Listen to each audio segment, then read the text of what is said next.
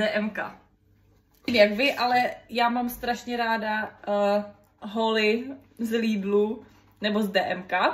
A teď jsme se vrátili s Davčou z DMK, ale on tam nechce být, takže bude dělat, že tady okolo není. A já vám ti ukážu, co jsme si do Speláckého koupili. Ty číslina, kterou už jsme sežrali, je strašně dobrá.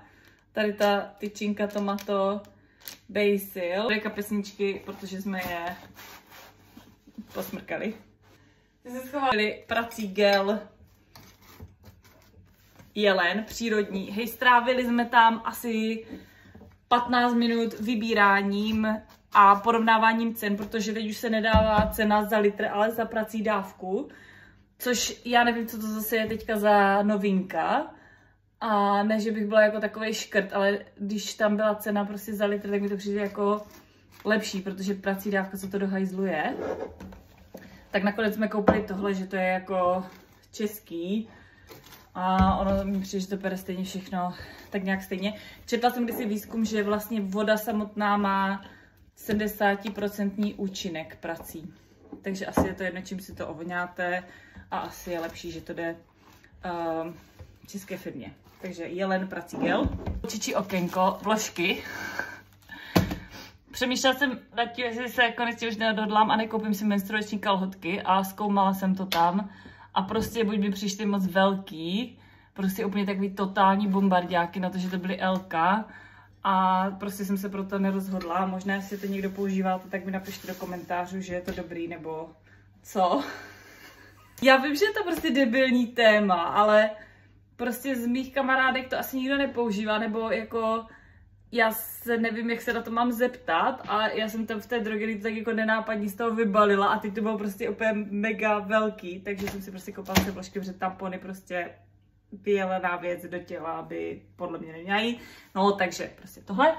Houbičky Vyleda, nejlepší věc na teflonové pánvičky a všechno, nemusíte skoro používat drátěnku, ale stejně jsme koupili i drátěnku. Hadříky měly by být 100% biologicky odbouratelné.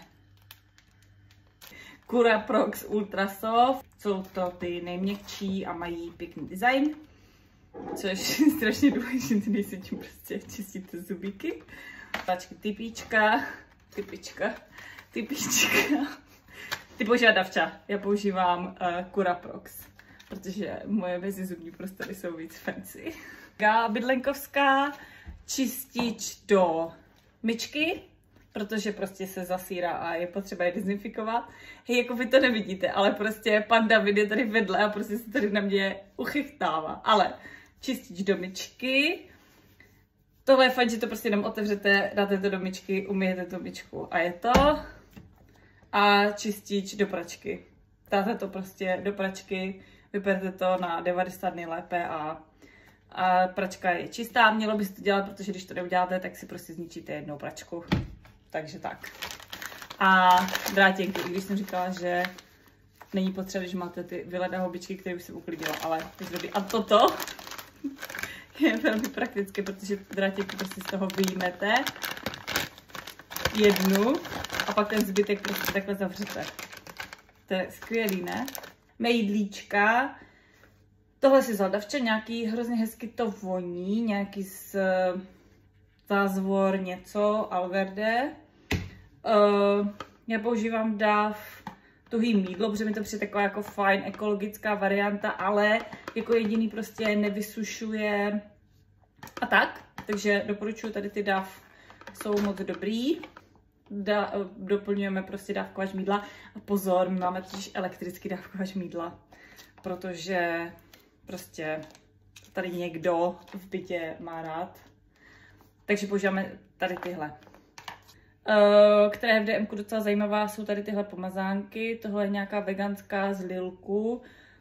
Já jsem si to dřív kupovávala na svačinky a teď jsem si vzpomněla, že bych si zase mohla dělat svačinky, protože vždycky dojedu domů a sežeru nejspíš jako nějakou čokoládu nebo něco. Takže jsem si zase začala nosit svačinky. A tohle je nějaká z Lilku a mají tam třeba i ze sušených rajčat a tak. Takže je taková příjemná alternativa, protože to je tak jako na 5 svačinek a to je všechno. A teď se jdem na večeřet, jdem si dát škvarkovku. Odložím tu veganskou mazánku a jdu se nažrat škvarkovky.